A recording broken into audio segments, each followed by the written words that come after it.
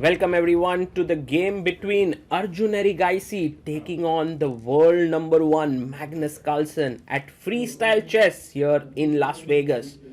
Magnus has just beaten Pragnananda in the morning and now in the evening takes on Arjun Erigaisi. It's like a day where he takes on two of the best Indian players. Well, I would say Indian youngsters, but now they are the best in the world as well. A handshake between the two. Magnus has the white pieces, and this is how the pieces are: knight, queen, rook, knight, bishop, bishop, king, rook. Let's see how Magnus opens up the game. He plays pawn to c4, opening up the queen on the long diagonal. Arjun responds back with the symmetrical variation g3. In order to put his bishop on the long diagonal, Arjun plays the pawn in the center. This position does resemble a bit like normal chess because both the just when I said it, Arjun goes full throttle on the queen side with b5, signifying a bit of Blumenfeld gambit like feel. Knight comes out, putting pressure on c4. Magnus chops off the pawn in the center. Knight c3 comes in, and now Arjun pushes the pawn forward, pushes the knight away. Knight e4. And can we chop off this pawn on b5 now? Yes, he takes it. Bishop b5. Black has a lot of space. Knight b3. Knight b7. Defending c5. Three pieces defending. Three pieces attacking. Magnus goes knight to a5. Trading off these knights. Happily done by Arjun. Bishop takes on a5. And now the bishop comes to e7 with the idea of pushing in the center. Short castle played here. f5 could be on the cards. Short castles by Arjun as well. Knight goes back to d2. And let's see now how the game continues, because black does look in good position here. Bishop g5. He's trying to provoke f4 so that the e3 square gets weakened. Magnus doesn't get provoked. He goes rook d1. And now Arjun plays his knight in the center. I love how black's pieces are super active. He has more space. Of course, there's one problem in black's position, that is the c5 pawn and the c4 outpost. Bishop goes to a3, trying to provoke b3 to get the c3 square. He plays b3 and Arjun comes back to d7. Now one idea could be f5, f4 in order to attack. The knight jumps to e4. The bishop comes back to e7. And now rook c1, trying to double on the c file. Queen b5 makes a lot of sense. Yes, attacking the bishop, defending the pawn.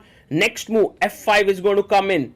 Magnus has to also worry a bit about the knight jumping into c3 at some point. He does go back bishop e1. I would be very tempted to play f5. But Arjun, yes, he plays it. Knight d2.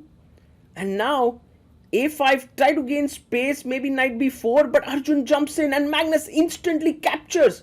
He gives up the exchange and plays knight c4. What speed there, Magnus. I think he didn't have an option there, but still, let's now try to assess the position. Magnus has given up an exchange, but look at the knight on c4. It is an absolute monster. Now you want to play bishop d5 perhaps, but Arjun chops off the bishop, king takes. And the question is this knight worth a rook? White has a knight and a pawn, which is generally insufficient compensation for a rook. But here, Magnus understands that actually the knight is kind of immovable. Queen b2. And he's starting to play this position so calmly. Arjun, on the other hand, trying to create some play. Bishop takes f6.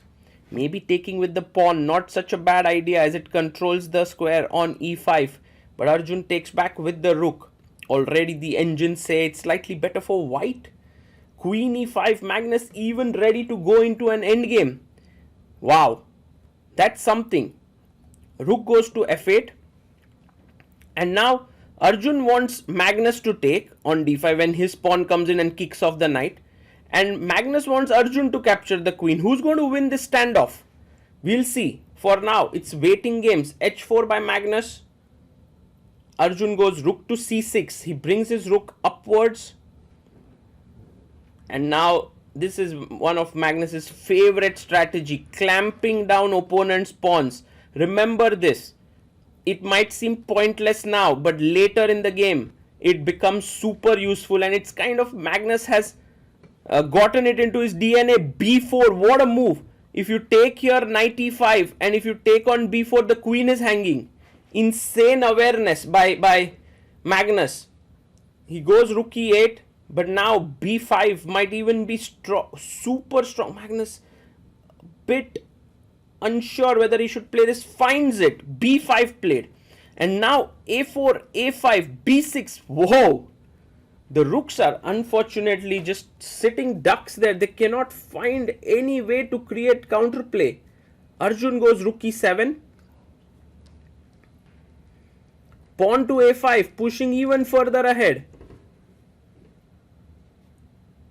and now king goes to f8. What is black supposed to do here? He goes rook b2, defended by the knight and the queen here.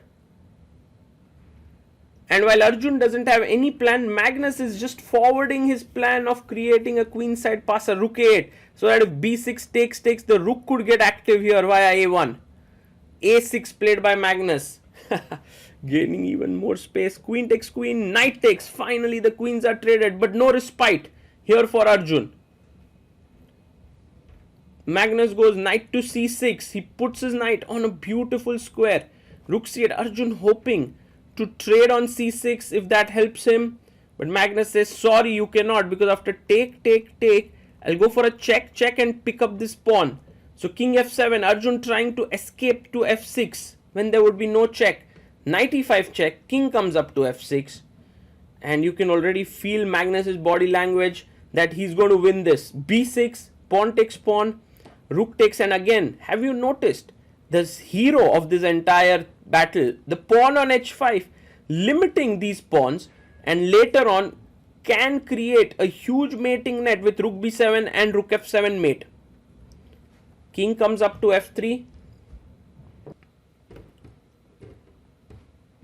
and now king e7 played. Pawn goes to g4. He pushes his pawn forward. Pawn takes pawn. King takes.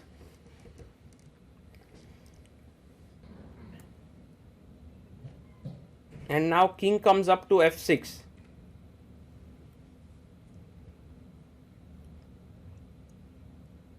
The rook goes to b7. Oof, what a move. By the way, if takes, you get the pawn here. He goes rook a7. And now rook b6. He had to come back. Arjun goes back. Well, Magnus's idea with rook b7 didn't work, but that's okay. He then goes and shifts the plan to e4. King comes back. How are you going to make progress here?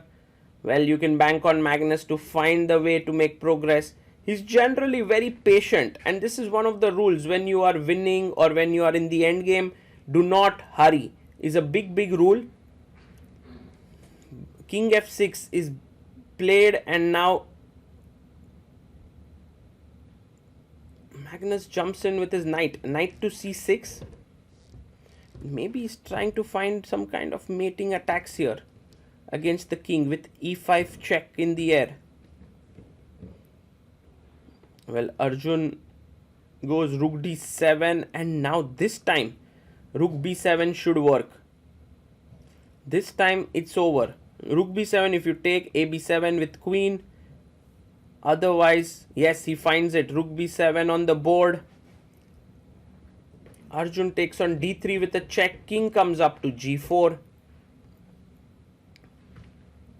And now e5 is a mate threat. He pushes e5, fe5, king e6 is met with rook e7 mate. He resigns there.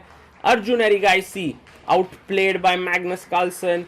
That exchange sack was amazing, and I love how Arjun, always keen to learn from Magnus, talks to him, but Magnus's understanding of the position was so deep. He understood that once the knight on c4 was there, it was almost equal to a rook. And then he had the easier play, and from this game I think we have a lot to learn from Magnus as he tries to set up the initial position of freestyle chess. Arjun will have one more chance to get back at Magnus, but for now The world number 1 leads 1-0 in their match.